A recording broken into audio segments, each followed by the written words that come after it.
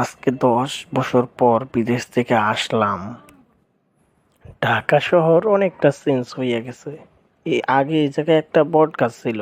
বট গাছের নিচে আমরা বন্ধুরা মিলে আড্ডা দিতাম রাত ভোর। বাহ, একটা রেস্টুরেন্টও দেখি হইছে। রেস্টুরেন্ট যখন সামনে আছেই, অনেক ক্ষুধা লাগছে, কিছু খাইয়া আসি আগে। আরে কে এটা? সুমন, কতদিন পরে দেখলাম বন্ধু। বিদেশে যেহেতু আমাদের কথা ভুলেই গেছিস।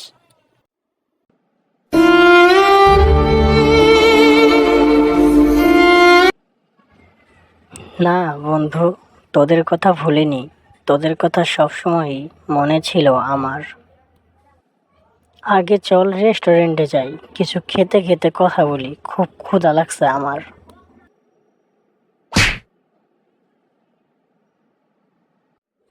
অসাধারণ টেস্ট।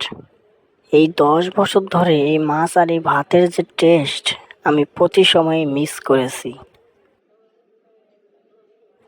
এবার তো চলে এসেছিস, এখন রেগুলার খেতে পারবি।